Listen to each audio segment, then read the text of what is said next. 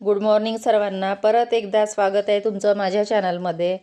तर हा व्हिडिओ मी 2 दिवसा मिळून शूट केलेला आहे. कालचा व्हिडिओ काही अपलोड केलेला नव्हता, त्यामुळे आता आज हा व्हिडिओ अपलोड करत आहे.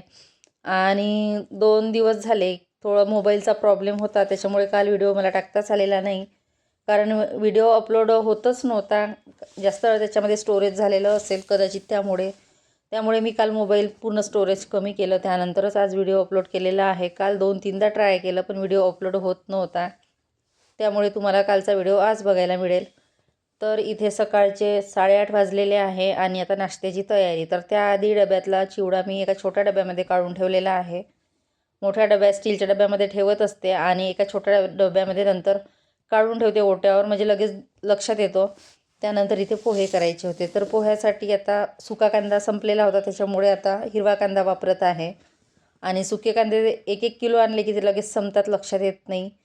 तर ते मला आणायचे होते. आणि त्यातल्या त्यात आता हिवाळा आहे. हिवाळ्यामध्ये तर भाजीपाला इतका महाग नको राहायला पाहिजे, तरीसुद्धा टमाटर आमच्याकडे 80 रुपये किलो आहे.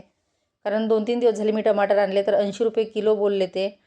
आणि त्यातल्या त्यात टमाटर तर जास्तच लागतात आणि हिवाळ्यामध्ये सहसा इतके महाग राहत नाही, जास्तीत जास्त 20 किंवा 30 रुपये किलो. तर यावर्षी का कुणास ठाऊक इतके महाग आहेत. तर असो. त्यानंतर इथे पोहे करायचे होते, तर मी स्टीलची ही कढई वापरलेली आहे. आणि ही कढई पातळ असल्यामुळे अगदी कमी फ्लेमवर करावं लागतं आणि खूप वेळ लागतो करायला. कारण जास्त जर फ्लेम केली तर ते एकतर व्यवस्थित कांदे आणि बटाटे शिजत नाही आणि त्यातल्या त्यात ते जळून जातात, त्याच्यामुळे अगदी कमी फ्लेमवर ते करावे लागतात. आणि थंडी खूप वाढलेली आहे. इथे गॅसजवळ जर असलं स्वयंपाक किंवा नाश्ता करत तर थोडं बरं वाटतं. आणि लगेच मग बाजूच्या रूममध्ये बसलं तर खूप गार वाटतं आणि ऊन तर येत नाही एवढ्या लवकर. त्यानंतर इथे पोहे फोडणी दिले आणि बटाटे शिजायला वेळ लागतो, त्यामुळे मी ते अगदी कमी फ्लेमवर ते ठेवलं आणि त्यावर एक झाकण झाकून ठेवलं, जेणेकरून ते वाफेने लवकर शिजतील. आणि बऱ्यापैकी बटाटे मी थोडे जाडच चिरले, त्याच्यामुळे वेळ लागेल. म्हटलं तोपर्यंत ही रॅक आहे ही आवरायची होती, थोडं तिथलं सामान सेट करायचं होतं.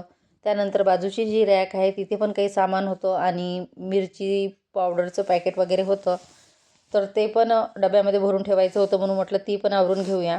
त्यानंतर इथे पोहे बटाटे शिजेपर्यंत मिरची पावडर काढून घेतलेलं आहे आणि हे मागेच आणलेलं होतं, तर थोडं राहिलेलं होतं, म्हटलं ते पण काढून घेऊ. आणि बाकी उरलेलं स्टीलच्या जे मसाल्याचा बॉक्स आहे त्यामध्ये ठेवणार. आणि हे अंबारीचं मिरची पावडर आहे तेच आहे, पण खूप बारीक आहे, त्याच्यामुळे मला भाजीत ते टाकायला नकोच वाटतं. तर मी आता कांदा लसूण मसाला आणलेला आहे तो वापरते अर्धा, आणि अर्धा हे मिरची पावडर असं भाजीमध्ये ॲड करत असते. नाहीतर हे मिरची पावडर टाकलं तर भाजीचा कलर खूप भडक दिसतो. दोन्ही प्रकारचे जर मिरची पावडर ॲड केले तर भाजीचा कलर छान दिसतो, एकदम भडक पण दिसत नाही. त्यामुळे मग मी कांदा लसूण मसाला पण ॲड करते आणि हे अंबारीचे मिरची पावडर. इथे बटाटे छान तेलामध्ये परतून झालेले आहे. आता यामध्ये मी पोहे ॲड करणार आणि पोहे फक्त मुलगीच खाते, तिला आवडते. बाकी आमच्यासाठी चिवडा वगैरे असतोच, किंवा रात्रीचं खिचडी जर असली तर ती फोडणी देत असते मी. आणि पोहे सहसा तर मी जास्त खात नाही, पोहे खाल्ले की नंतर भूकच लागत नाही, त्याच्यामुळे जास्त काही करत नाही. अगदी मुलीला पाहिजे तेवढे किंवा थोडेफार कधी होतच जास्त. त्यानंतर आज करायची होती पालकची भाजी, तर ती बाजूला काढून ठेवलेली आहे. आणि हे जे पोहे आहेत तर हे पातळ पोहे आहे चिवळ्याचे, खूप आणले होते दिवाळीमध्ये, साधारणतः 2 ते 2.5 किलो. त्यामुळे म्हटलं इतकं चिवडा नेहमी नेहमी किती करायचा, आणि नेमके जाड पोहे संपलेले होते, म्हणून मी आता पातळ पोहे वापरलेले आहे. अगदी त्यावर थोडं थोडं पाणी शिंपलं आणि नंतर फोडणी दिले, पण छान झाले. फक्त एवढं आहे की जसे आपले जाड पोहे होतात त्याप्रमाणे हे होत नाही, थोडे एकमेकाला ते चिपकतात. त्यानंतर इथे लोणचं होतं ते हलवून घेतलेलं आहे.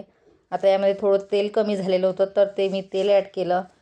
तर त्यातल्या त्यात आंब्याचं जे लोणचं होतं ते पण फिरवायला गेली, त्याचं झाकण थोडं ढिलं असल्यामुळे ते खाली सांडलं, बऱ्यापैकी थोडं तेल सांडलं त्यातलं.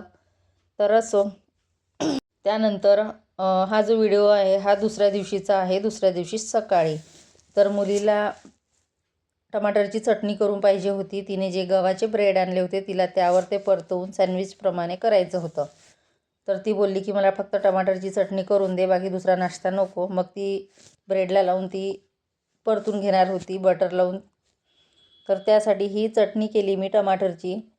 तर अगदी 2 टमाटर घेतले, कांदा वगैरे वापरला नाही आणि हिरवी मिरची पण नाही. जो लाल मिरचीचा ठेचा केला तो ॲड केला आणि थोडं लसूण.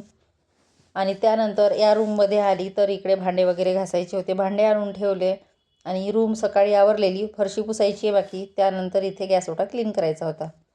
तर त्याआधी सगळं सामान काढून घेतलं आणि गॅस ओटा क्लीन करायचा म्हटलं तर सर्व ओट्यावरचं सामान खाली ठेवावं लागतं, तेव्हाच तो ओटा छान क्लीन होतं. त्यावर जे भांडे जमा झालेले होते ते मागच्या साईडला नेऊन ठेवले, कारण भरपूर भांडे होते नाश्त्याचे वगैरे. तर ते तिकडे मागच्या साईडला घासायला नेले आणि भांडे घासायच्या आधीच गॅस ओटा क्लीन आणि किचन क्लीन करून घेते, नंतरच भांडे घासते. किचनमध्ये जी मी ही घड्याळ लावलेली आहे, तर या घड्याळीचा टायमिंग अर्धा 1 तास पुढे आहे, म्हणजे अर्धा तास पुढे आहे टाईम.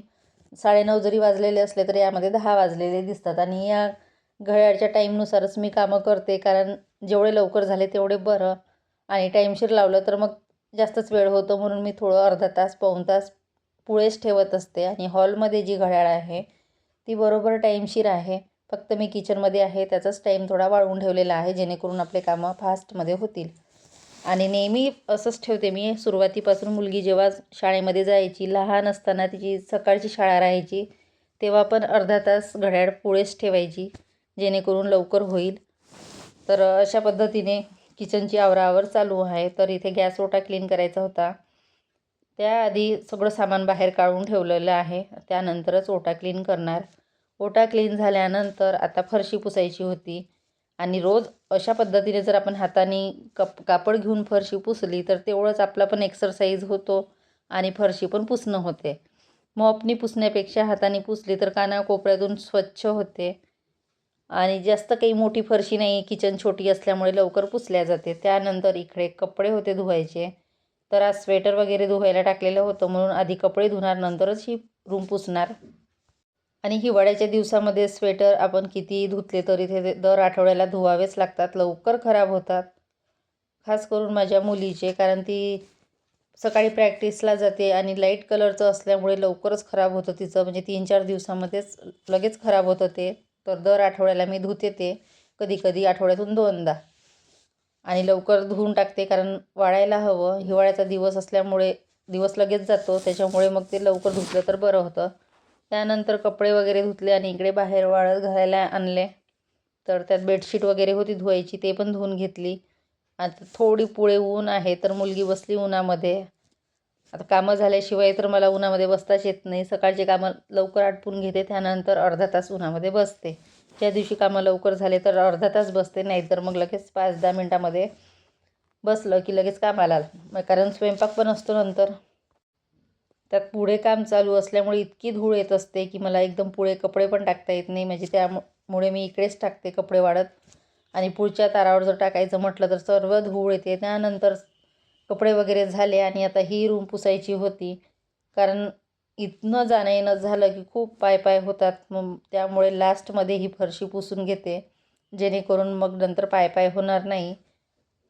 तर ही रूम पुसायला थोडा वेळ लागतो. मोठी रूम आहे आणि किचन काही इतकं मोठं नाही, छोटं आहे, त्याच्यामुळे तिकडे लवकर साफसूफ होतं. त्यानंतर सगळे कामं आटोपली आणि आता इथे भांडे लावायचे होते. तर सर्व भांडे रॅकमध्ये सेट केले आणि जी खालची जी रॅक आहे यामध्ये फक्त गंज ठेवते मी, बाकी चिल्लर भांडे म्हणजे छोटे मोठे भांडे असले तर वरच्या रॅकमध्ये. त्यानंतर इथे दुपारच्या जेवणामध्ये पुलाव आणि कढी. तर असा माझा छोटासा व्हिडिओ होता. आवडला असेल तर लाईक करा, शेअर करा, सबस्क्राईब करा. आणि त्यानंतर इथे पुलाव केलेला आहे आणि सोबतच दह्याची कढी. आमच्याकडे पुलाव असला तर कढी पाहिजेच असते, कारण पुलावसोबत दुसरं काही खात नाही, फक्त कढी आणि पुलाव. आणि पुलावमध्ये आज बटर यूज केलेलं आहे, तेल नाही वापरलं मी, बटरचंच केलेलं आहे पूर्ण. त्यानंतर इकडे कढी पण झालेली आहे. तर असंच दुपारचं आजचं रुटीन होतं, म्हणजे 2 दिवसा मिळून मी व्हिडिओ टाकलेला आहे तो. तर बघू शकता इकडे कढी वगैरे झालेली आहे. असं दुपारचा स्वयंपाक पूर्ण झालेला आहे, कढी आणि पुलाव, साधं असं सिंपल, कारण आज वरण भात भाजी पोळी काही करायची नव्हती. त्यानंतर इथे मुलीला जेवण द्यायचं होतं, तर तिला गरमच पाहिजे असते जेवण, म्हणजे गरम गरम असलं तर लगेच तिचं जेवण होऊन जाते आणि मग ती अभ्यासाला लागते. तर चला मग भेटूया नेक्स्ट व्हिडिओमध्ये. तोपर्यंत बाय बाय.